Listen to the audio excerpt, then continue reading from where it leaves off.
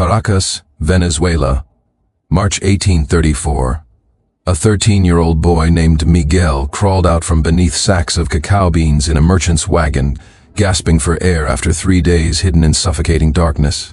He had just completed a desperate 30-mile journey from his master's plantation, carrying a document that would expose one of the most shocking scandals in Venezuelan history. That document, written in secret by 4 enslaved women, detailed systematic sexual exploitation, illegal enslavement, and a domestic arrangement so twisted it would force Venezuela's young republic to confront an uncomfortable truth. While the nation celebrated its independence from Spain and proclaimed gradual abolition of slavery, wealthy plantation owners like Don Rafael Mendoza were operating as absolute monarchs on their estates, maintaining harems of enslaved women, fathering children with multiple captives simultaneously, and creating parallel family systems that made a mockery of every revolutionary ideal the Republic claimed to uphold. What Miguel carried in the lining of his jacket would trigger a trial that exposed not just one man's monstrous behavior, but the systematic rape and exploitation that characterized slavery throughout the Americas. This is the story of how 4 women's courage, 1 boy's bravery, and 1 violent night would create the most explosive scandal Venezuela had ever witnessed. To understand how this nightmare was possible, you need to understand Venezuela in 1834, a nation living a profound lie. Venezuela had achieved independence from Spain in 1821, led by the great liberator Simon Bolivar, who had dreamed of a continent free from oppression. But there was a problem. Venezuela's wealth came from cacao plantations that depended entirely on enslaved labor. The elite families who funded the independence movement, who filled the new government, who controlled the economy, all owned hundreds of enslaved people. So Venezuela created a compromise that satisfied nobody, but allowed the plantation system to continue. In 1821, the new government passed a free womb law declaring that all children born to enslaved mothers after that date would be technically free, though. They'd have to work without pay for their mother's owner until age 18 for girls and 21 for boys. It was gradual abolition designed to phase out slavery over a generation without disrupting the economy. But 13 years later, in 1834, almost nothing had changed. Adults enslaved before 1821 remained enslaved. Their free children spent their entire childhoods in unpaid servitude identical to slavery. And plantation owners simply ignored the law because local authorities, often plantation owners themselves, never enforced it. The result was a society proclaiming itself a free republic while maintaining bondage that differed from Spanish colonial slavery only in name. Don Rafael Alejandro Mendoza y Castillo embodied this hypocrisy perfectly. Born in 1789 into one of Venezuela's wealthiest families, Rafael had inherited 3 massive cacao plantations in 1815 when his father died. By 1834, at age 45, he controlled over 8,000 acres worked by 600 enslaved people, producing chocolate for European markets and generating annual income exceeding 200,000 pesos. He was one of the richest men in Venezuela, respected in Caracas high society, connected to powerful politicians, seemingly untouchable. He had married well in 1810, producing 2 legitimate children before his wife died in 1818.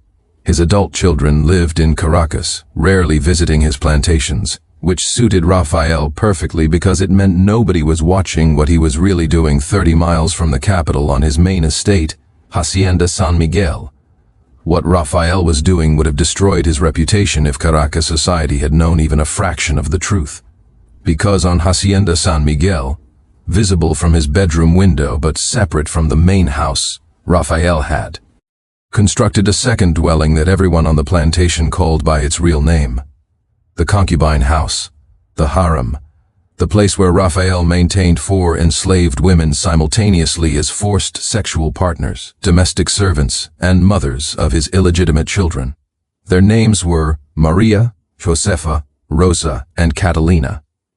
By 1834, they had collectively borne Rafael 9 children, and their nightmare had been continuing for over a decade with no end in sight, because men like Rafael operated above the law, protected by wealth, social connections, and a system designed to give them absolute power over human beings they owned as property. Maria Dolores Velázquez was the oldest and longest suffering of the 4 women. Born on Hacienda San Miguel in 1806, Maria had been just 14 years old in 1820 when Rafael, then 31, had selected her to work in his main house. Within months, he had begun sexually assaulting her. She couldn't say no. She couldn't complain. She was enslaved, and enslaved women had no legal right to refuse their owners anything, including access to their own bodies. By 1821, Maria had given birth to Rafael's first illegitimate child, a boy named Miguel. By 1834, Maria was 28 years old and had borne Rafael 4 children total. Miguel, now 13, twin daughters Luisa and Elena, age 10, and a younger son Diego, age 7. All 4 children were technically free under the 1821 law since they'd been born after independence, but Rafael treated them as his property, requiring them to work without pay, making clear they would never leave unless he permitted it. Maria had spent 14 years trapped in systematic rape, watching her children grow up in the same system that had destroyed her childhood, powerless to protect them. Josefa Ramirez had darker skin revealing more recent African ancestry, striking features, and a dignity that survived years of brutality. Born in 1804 on a coffee plantation, Josefa had been sold to Rafael in 1824 when she was 20. Within weeks of her arrival, Rafael had forced her into the same arrangement as Maria. Josefa had resisted initially, which resulted in brutal whipping that left permanent scars on her back. But resistance was futile when you were one woman against an entire system designed to break you. By 1834, Josefa was 30 and had borne Rafael 3 children: Isabel, age 9, Rafael Jr., age 7, and Ana, age 4. Josefa's survival strategy was fierce psychological resistance, maintaining her sense of self despite every attempt to reduce her to property. She taught her children to read and write in secret, preparing them for a future she hoped would somehow be different, even if she couldn't yet see how. Rosa Sanchez had the most tragic story because she hadn't been born into slavery at all. Born free in 1808, daughter of freed slaves who had purchased their own liberty, Rosa had grown up believing she would always remain free. But in 1826, when Rosa was 18, her family fell into debt to a merchant connected to Rafael. The merchant arranged for Rosa's father to be fraudulently re-enslaved to pay the debt. Rosa, desperate to free her father, made a devil's bargain with Rafael. She agreed to serve him for 5 years in exchange for her father's freedom, believing Rafael's promise that after 5 years she'd be released with money to start her own life. But the moment Rosa arrived at Hacienda San Miguel, Rafael revealed the truth. He forced her into sexual servitude alongside Maria and Josefa and made clear the 5-year term was meaningless. By 1834, Rosa was 26 and had been on the plantation 8 years, 3 years beyond the original agreement. She had borne Rafael 2 children, Carlos, age 6, and Beatriz, age 3. Rosa oscillated between desperate hope that Rafael would eventually honor his promise and suicidal despair when she confronted the reality that his promises had always been lies. Catalina Moreno was the youngest at 19, purchased by Rafael in 1832 when she was just 17. By 1834, she had already borne him 1 child, a daughter named Gabriela, barely a year old. Catalina was still in shock, still fighting in small ways the older women had learned were futile, still believing escape was possible. Her arrival had disrupted the uneasy equilibrium Maria, Josefa, and Rosa had established over years, introducing new tensions into an already toxic situation. The separate house where these 4 women lived with their 9 children was materially better than the barracones where field workers lived. Solid construction, separate rooms for each woman and her children, a common kitchen, better food and clothing. But in every psychological dimension, their situation was infinitely worse. They were trapped with no escape, no privacy, no control over their bodies or futures. They watched each other endure the same violations. They saw their children growing up understanding their father was also their owner.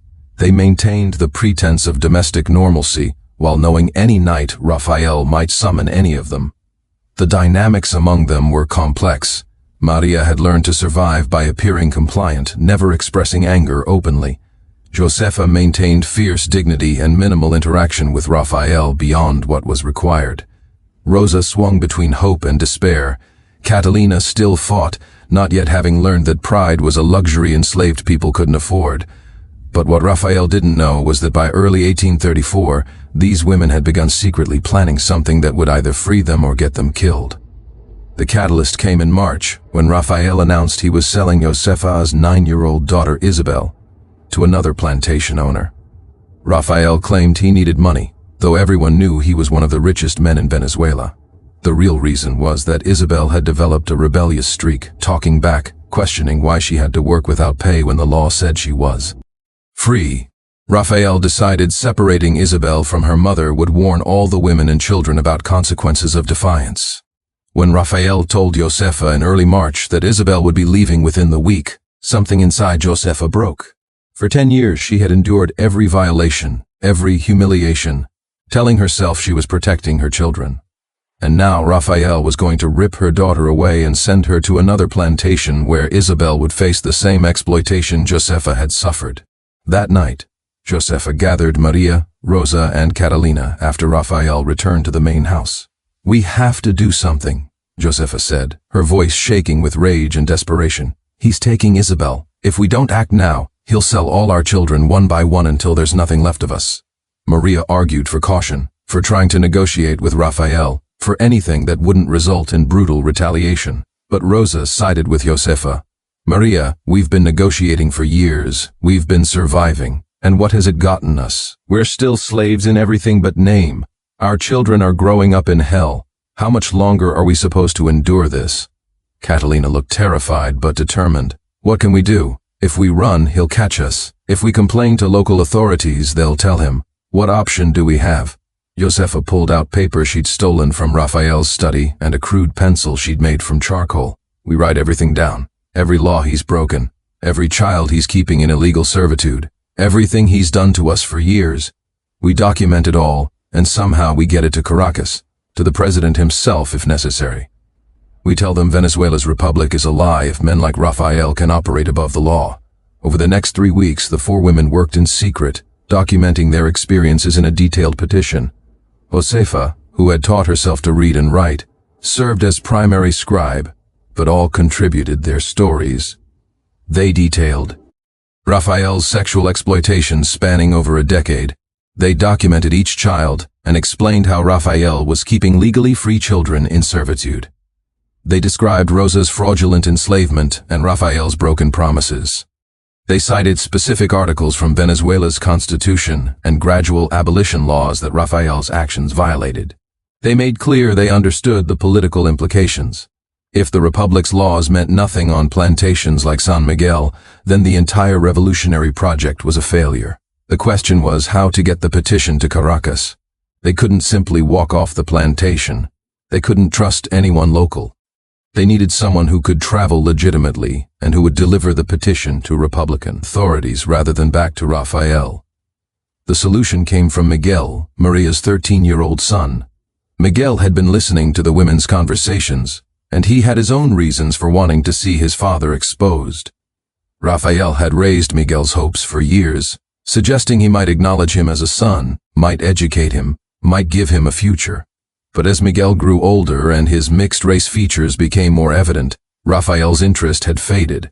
Miguel had realized he would never be anything more than another bastard child forever trapped on this plantation, unless something changed. "I can take it," Miguel told his mother after overhearing one planning session. "There's a merchant caravan going to Caracas next week to deliver cacao. I've helped load their wagons before. I can hide in one of the wagons and get to the capital." Maria was horrified. "If you're caught, your father will kill you. Or worse, he'll sell you to the mines where you'll die within a year." But Miguel was determined. "Madre, I'm going to die slowly on this plantation anyway. Either I die having tried to free us, or I die having done nothing. I choose to try." The women supported Miguel's plan. They didn't have better options, and every day brought Isabel's sale closer. They prepared the petition carefully, making 2 copies in case one was lost. They sewed one copy into the lining of Miguel's jacket and hid the other in a basket's false bottom. On March 28, 1834, the merchant caravan arrived to collect the month's cacao harvest. Miguel volunteered to help load wagons as he often did, and when the merchants weren't looking, he hid himself among sacks of cacao beans in a covered wagon. The caravan departed in the afternoon. Miguel began the 3-day journey to Caracas hidden in his suffocating hiding place, barely able to breathe among the heavy sacks, terrified of discovery, but more terrified of what would happen to his mother and the other women if he turned back. What Miguel didn't know was that Rafael noticed his absence within hours at dinner. When Miguel didn't appear for his usual evening tasks, Rafael questioned Maria about her son's whereabouts. Maria tried to lie, saying Miguel was ill, but Rafael saw the fear in her eyes and immediately became suspicious. Rafael ordered his overseers to search the plantation thoroughly. When Miguel couldn't be found, Rafael interrogated Maria brutally, demanding to know where her son had gone. Maria refused to answer, and Rafael struck her repeatedly, leaving her face bruised and bleeding. When the other women tried to intervene, Rafael turned his fury on all of them, accusing them of conspiracy, threatening to sell all their children to have them whipped publicly. In his rage, Rafael revealed something crucial. He knew they'd been planning something. He didn't know specifically about the petition, but he'd sensed the shift in their behavior over recent weeks, the secret conversations, the looks they exchanged. And Rafael, with the paranoia of someone whose power depends on keeping others terrorized, decided to crush whatever resistance was forming before it could threaten him. On March 30th, 2 days after Miguel's escape, Rafael ordered all 4 women brought to the main house along with all their children. It was evening, and Rafael had been drinking heavily, which made him more dangerous than usual. He lined up the 9 children in the main room, 1-year-old Gabriela crying in Catalina's arms. "One of you is going to tell me what's happening," Rafael said, pacing before the terrified group. "Where did Miguel go? What are you planning? I've been generous to you, provided for you and your bastard children, and this is how you repay me? With conspiracy and betrayal?" Josefa stepped forward, finding courage in knowing the worst was probably coming regardless of what she said. "Generous? You've raped us for years. You've kept our freeborn children in slavery. You're planning to sell my daughter like she's cattle. You call that generosity?" Rafael struck Josefa so hard she fell to the floor. "You dare speak to me that way? You're my property. These children are my property. I can do whatever I want with all of you, and there's not a law in Venezuela that will stop me." "That's where you're wrong," Josefa said, wiping blood from her mouth. "We're not your property. My children were born free under the Republic's law. Rosa was never legally enslaved. You've broken every law of the Republic, and soon everyone will know." Rafael went pale as he realized what Josefa was saying. "What have you done? Where did that boy go?" Maria spoke up, protecting her son even knowing it would cost her. "He's gone to Caracas to tell the truth, to show the government what you really are, to prove that Venezuela's freedom is a lie as long as men like you can do whatever you want to people who can't fight back." What happened next was violence that had been building for years finally erupting. Rafael, realizing his entire reputation and possibly his freedom was at risk if Miguel successfully delivered testimony to authorities in Caracas, completely lost control. He pulled out a pistol he kept in his desk and aimed it at Maria. "Tell me exactly what your son is delivering to Caracas, or I'll kill you right here in front of your children." Maria refused to answer. Josefa stepped in front of her. "You're going to kill us anyway once you realize you can't stop what's coming. So do it. At least we'll die having told the truth." Rosa joined Josefa and Maria, standing together in front of their children. Only Catalina, the youngest and most terrified, held back, clutching baby Gabriela and crying. The standoff lasted several agonizing seconds before Rafael, in his drunken rage and panic, fired the pistol at Josefa. The shot hit her in the chest, and she collapsed immediately, blood spreading across the floor. The children started screaming. Maria rushed to Josefa's side, trying to stop the bleeding while shouting for help. In the chaos, Rafael's head overseer Vicente, who had worked for Rafael for 20 years, entered the room to see what the gunshot was about. Vicente took in the scene and made a split-second decision. He drew his own weapon and shot Rafael, not to kill but to stop him from shooting anyone else. The bullet hit Rafael in the shoulder, and he dropped his pistol and collapsed. The next hours were complete chaos. Josefa died from her gunshot wound within minutes, bleeding out on Rafael's floor while her 3 children watched in horror. Rafael survived but was seriously wounded and delirious from blood loss and alcohol. Vicente immediately sent riders to fetch the local magistrate and doctor, and word of what happened at Hacienda San Miguel spread through the plantation like wildfire. The enslaved workers, sensing something fundamental had shifted, gathered outside the main house, not rebelling exactly but no longer submitting either. The system of control Rafael had maintained for decades collapsed in a single violent night. Meanwhile, in Caracas, Miguel had successfully reached the capital on March 31st, after 3 miserable days hidden in the cacao wagon. He emerged from his hiding place once the caravan entered the city and immediately began asking for directions to government buildings. Through luck and persistence, Miguel managed to speak with a minor functionary in the Ministry of Interior, a young clerk named Andres Bello, who was an idealistic Republican genuinely committed to revolutionary principles. Miguel gave Bello the petition explaining what had been happening on Hacienda San Miguel for years. Bello, shocked by the detailed documentation of systematic abuse, immediately brought the matter to his superior's attention. By April 2nd, when news of the shooting reached Caracas through normal channels, government officials already knew about Rafael Mendoza from Miguel's petition. The timing was explosive. Here was documented systematic sexual exploitation and illegal enslavement, followed immediately by a violent confrontation leaving an enslaved woman dead and the plantation owner wounded by his own overseer. The case was exactly what Venezuelan Republicans had feared, undeniable proof that the old plantation system continued despite independence and gradual abolition laws, and that violence was the inevitable result when enslaved people were pushed beyond endurance. President José Antonio Páez, concerned about Venezuela's reputation and genuinely troubled by the case details, ordered a full investigation. He sent a team of officials to Hacienda San Miguel with authority to interview witnesses, examine documents, and take whatever action was necessary to ensure justice. The investigation between April and July 1834 became the most extensive examination of plantation conditions in Venezuela's short history as a republic. Investigators interviewed Maria, Rosa, and Catalina extensively. They spoke with Josefa's children and the other children born to Rafael's forced concubines. They questioned Vicente and other plantation workers about what they'd witnessed over the years. They examined Rafael's financial records, which revealed he'd been keeping legally free children in servitude and treating them as assets on his books. Everything was documented in a report that would become a scandal not just in Venezuela, but internationally, as news spread through abolitionist networks. Rafael, recovering from his wound but facing potential criminal charges, hired the best lawyers in Caracas.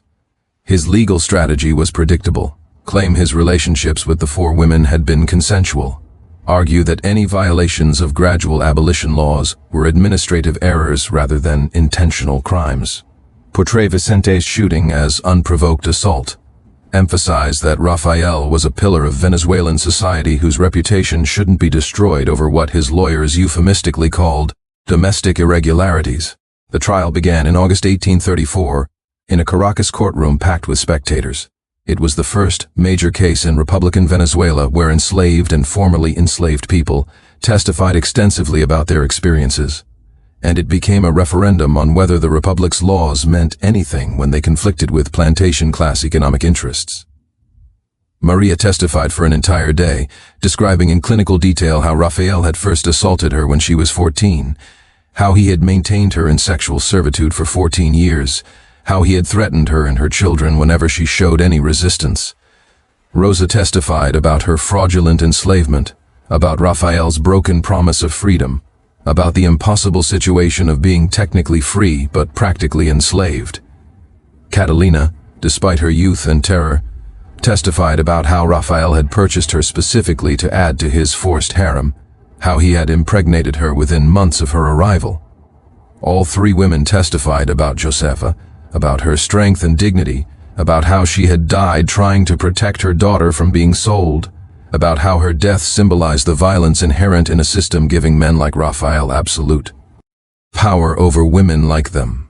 The most dramatic testimony came from 13-year-old Miguel, who described growing up watching his father exploit his mother and the other women, watching his father's casual cruelty toward his own children, and realizing that unless someone exposed the truth, he and his siblings would spend their entire lives trapped in the same system. The defense tried to discredit Miguel as a biased witness and as an illegitimate child with no legal standing, but the judges, influenced by public attention the case was receiving, and by the detailed documentary evidence the women had compiled, allowed his testimony to stand. Rafael himself testified, portraying himself as a victim of ungrateful slaves who had betrayed his generosity. He claimed the women had been willing participants. He argued that any technical violations of abolition laws were honest mistakes. He insisted Josefa's death was a tragic accident, resulting from his attempt to defend himself from conspiracy against his life.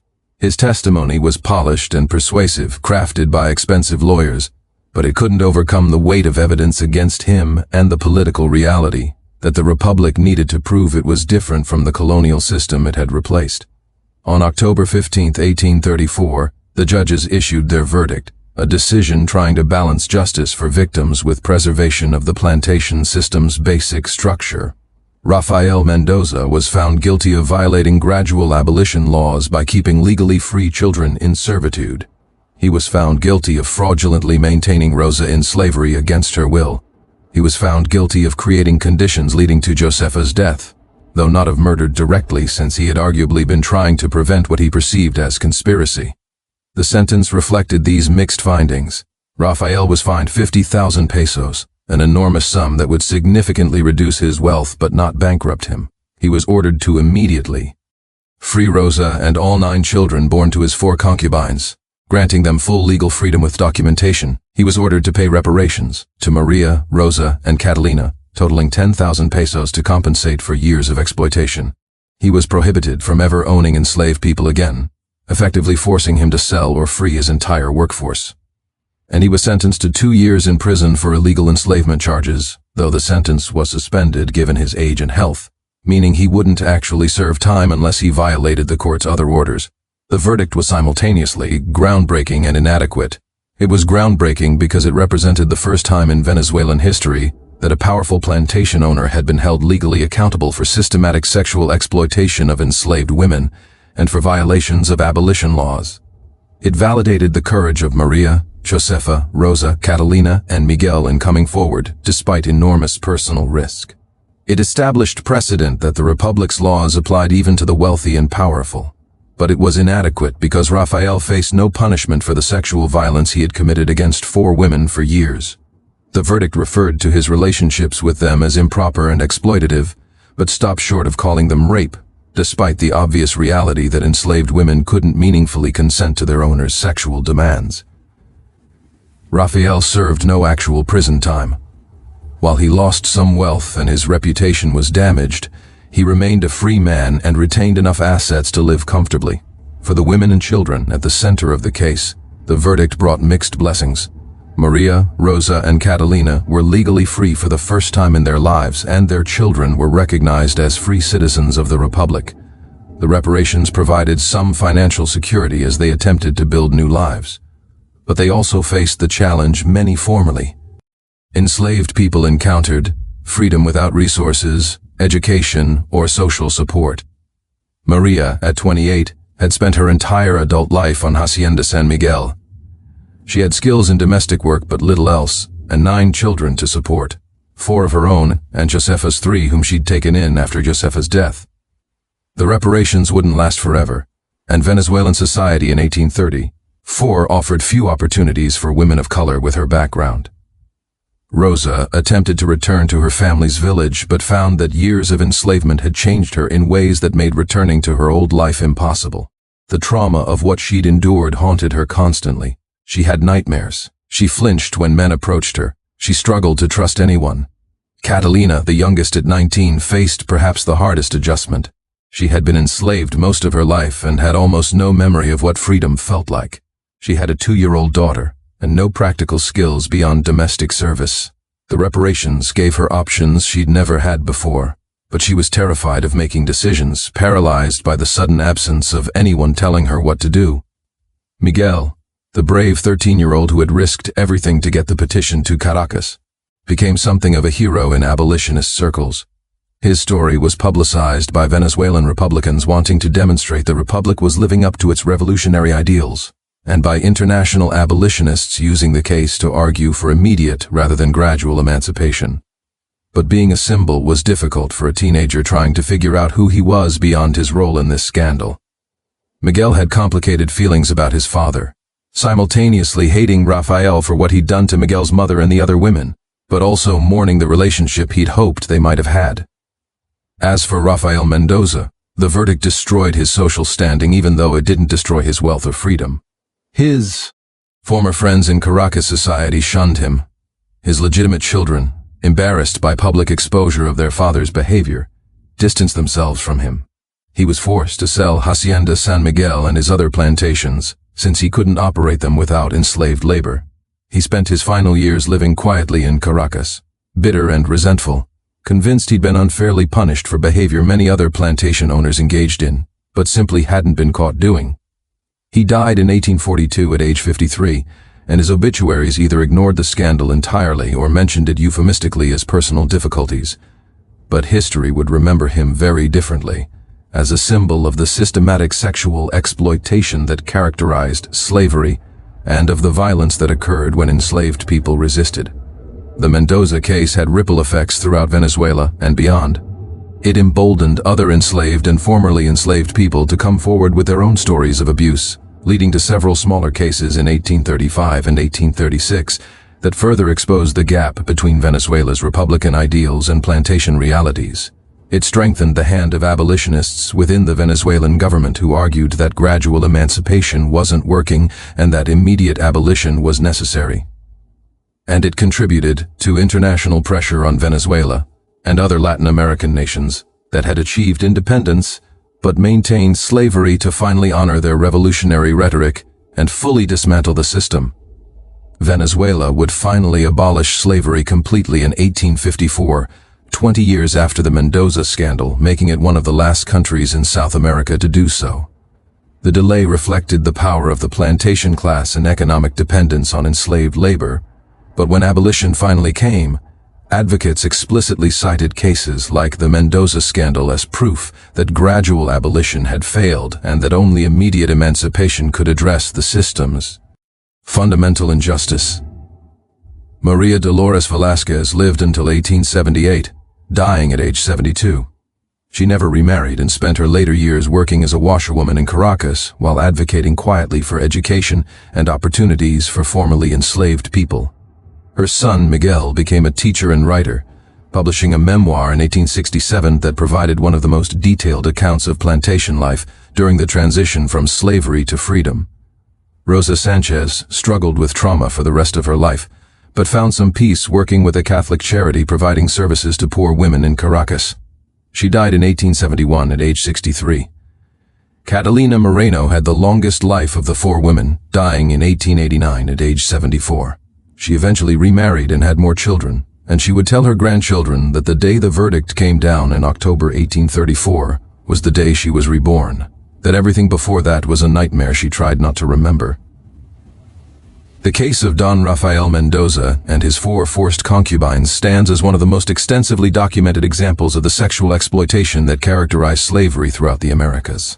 While countless enslaved women suffered similar abuse across centuries of the Atlantic slave trade, most of their stories were never documented, never brought to trial, never acknowledged by the legal systems that enabled their oppression.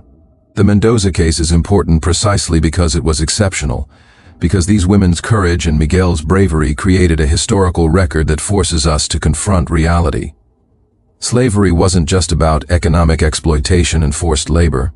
It was also about sexual violence, about the absolute power enslaved owners had over enslaved women's bodies, about the children born from rape who lived in legal limbo, about the families torn apart and lives destroyed by a system treating human beings as property. This is the story history tried to forget, but one that must be remembered if we're to understand the full horror of what slavery truly was.